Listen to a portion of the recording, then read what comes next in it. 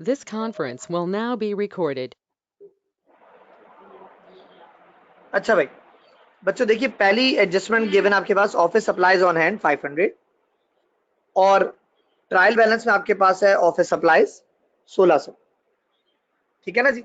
तो ऊपर लिखी हुई ऑफिस सप्लाई 1600, नीचे लिखी हुई ऑफिस सप्लाईज 500। अब दोनों टाइटल क्या हो गए, सेम हो गए। ऊपर भी ऑफिस सप्लाईज, नीचे भी ऑफिस सप्लाईज, ऊपर भी ऑफिस सप्लाईज, नीचे भी ऑफिस सप्लाईज। तो जब भी दोनों सेम होते हैं अमाउंट आता है डिफरेंस का। ठीक है ना, जब भी दोनों सेम होते हैं अमाउंट कौन सा आता है, डिफरेंस का आता है, यानी 1100 से एंट्री बनेगी। तो ऑफिस सप्लाईज आपका कम हो जाएगा तो क्या हो जाएगा, क्रेडिट, और ऑफिस सप्लाईज एक्सपेंस डेबिट हो जाएगा। क्योंकि ऑफिस सप्लाईज 1600 से कितना हो रहा है, 500 एडजस्टमेंट बता रहा है। तो 1100 से एंट्री बनी, ऑफिस सप्लाईज कम हो गई तो क्या हो जाएगी, क्रेडिट, और ऑफिस सप्लाईज एक्सपेंस डेबिट हो जाएगा। अब आते हैं दूसरी एंट्री की तरफ। दूसरी एंट्री में लिखा हुआ है अनएक्सपायर्ड इंश्योरेंस 3000 और ट्रायल बैलेंस में अनएक्सपायर्ड इंश्योरेंस है 4200। ठीक है, ऊपर अनएक्सपायर्ड इंश्योरेंस 4200, नीचे अनएक्सपायर्ड इंश्योरेंस है 3000। तो जब भी दोनों टाइटल सेम होंगे, ऊपर भी अनएक्सपायर्ड इंश्योरेंस यानी प्रीपेड इंश्योरेंस, नीचे भी अनएक्सपायर्ड इंश्योरेंस यानी कि प्रीपेड इंश्योरेंस। अनएक्सपायर्ड को हम प्रीपेड भी कहते हैं। ठीक है, तो प्रीपेड इंश्योरेंस आपका 4200 से 3000 हो रहा है। जब प्रीपेड इंश्योरेंस कम होगा तो क्या हो जाएगा, क्रेडिट, और इंश्योरेंस एक्सपेंस क्या हो जाएगा, डेबिट। इंश्योरेंस एक्सपेंस यहाँ हो गया डेबिट और प्रीपेड इंश्योरेंस क्रेडिट हो जाएगा। अब आते हैं तीसरी एंट्री की तरफ। लिखा हुआ है depreciation for the year, building 4000 और इक्विपमेंट है 1800। अच्छा जी, तो भाई डेप्रिसिएशन लिखा हुआ है, इसकी फिक्स एंट्री है, depreciation expense debit, allowance for depreciation credit. ठीक है ना, ये एंट्री फिक्स होती है। ओके जी, तो भाई डेप्रिसिएशन की फिक्स एंट्री है, दो चीजों का डेप्रिसिएशन है, बिल्डिंग का 4000, इक्विपमेंट का 1800। ठीक है ना, तो दोनों के अलाउंस अलग अलग मेंटेन होते हैं, एक्सपेंस प्लस करके लिख देंगे। लिखा डेप्रिसिएशन एक्सपेंस डेबिट, दोनों अलाउंस फॉर डेप्रिसिएशन क्रेडिट हो जाएगा। अच्छा, अब आते हैं डी एंट्री पे। यहां लिखा हुआ है अनपेड सैलरीज। अनपेड कहते हैं पेबल को। ये लिखा है पहला सेल सैलरीज, यानी कि इसका मतलब है सेल सैलरी पेबल, और ये लिखा हुआ ऑफिस सैलरीज 2000 यानी ऑफिस सैलरी पेबल। तो दोनों क्या है, पेबल है। और ऊपर दो ऑफिस सैलरीज हैं, तो ऊपर दो सैलरीज हैं, एक है सेल सैलरी और एक है ऑफिस सैलरी। तो ट्रायल बैलेंस में सेल सैलरी एक्सपेंस, नीचे सेल सैलरी पेबल, दोनों डिफरेंट है। जब भी दोनों डिफरेंट होते हैं, पहला पॉइंट अमाउंट एडजस्टमेंट का आता है, और दूसरा पॉइंट होता है एडजस्टमेंट टाइटल बढ़ जाता है। ठीक है, तो पेबल क्या है, लायबिलिटी बढ़ेगी तो क्या हो जाएगी, क्रेडिट, यानी सेल सैलरी पेबल हो जाएगा क्रेडिट, और सेल सैलरी एक्सपेंस डेबिट हो जाएगी। ठीक है, देखिए अमाउंट आया 3000, सेल सैलरी पेबल लायबिलिटी है, बढ़ गई तो क्या हो जाएगी, क्रेडिट, और सेल सैलरी एक्सपेंस डेबिट हो जाएगा। ठीक है, लास्ट एंट्री ऑफिस सैलरी, ऊपर एक्सपेंस है, ठीक है, और नीचे ऑफिस सैलरीज पेबल। तो दोनों डिफरेंट है, अमाउंट है एडजस्टमेंट का 2000, तो ऑफिस सैलरी पेबल लायबिलिटी है, बढ़ेगा तो क्या हो जाएगा, क्रेडिट, अमाउंट आएगा 2000, और ऑफिस सैलरी एक्सपेंस क्या हो जाएगा, debit.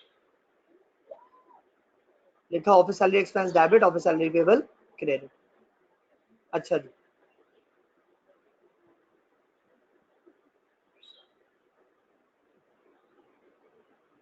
This conference will now be recorded.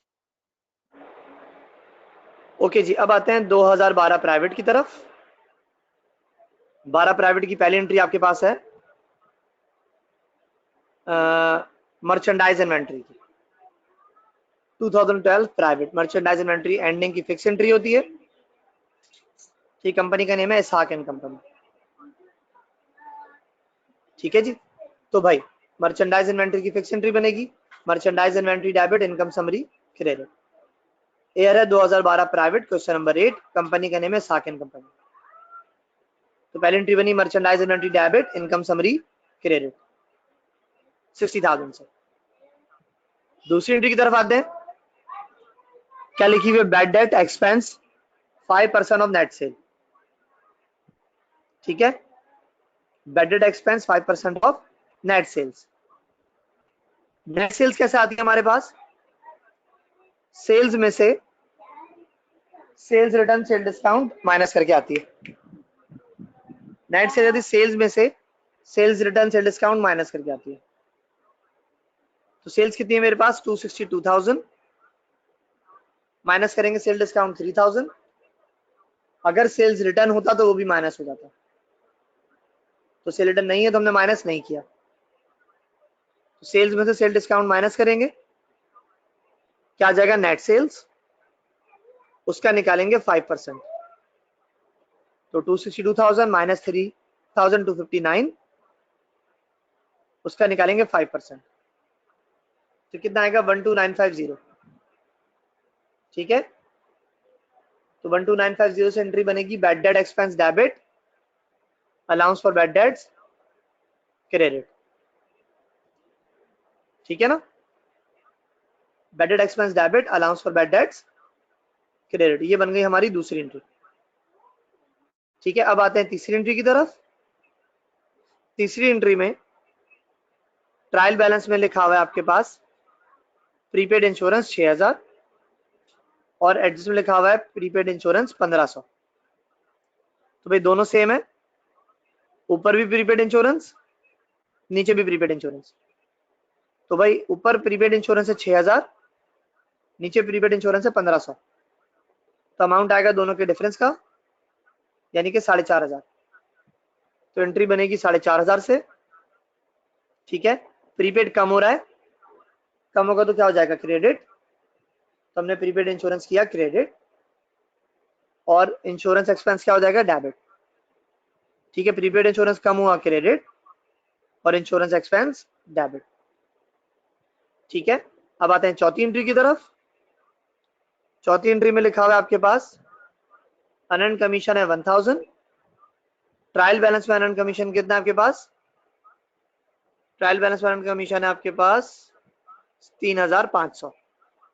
ऊपर है 3500, नीचे है 1000। तो 1000 आपका अनअर्न्ड कमीशन नीचे है, ऊपर है 3500।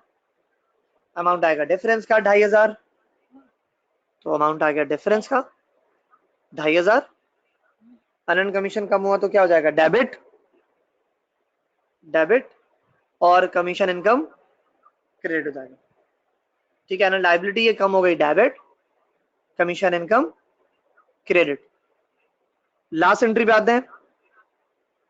Goods costing 1000 were taken by mister Isaac for private use were overlooked.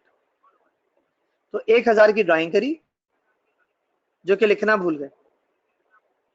तो भाई जब एंट्री 1000 रुपए की लिखना भूल गए तो 1000 से एंट्री बना देंगे। क्या एंट्री बनेगी? ड्राइंग डेबिट, गुड्स निकाले तो क्या लिखेंगे? परचेज क्रेडिट, ठीक है। तो ड्राइंग डेबिट और परचेज क्रेडिट हो जाएगा।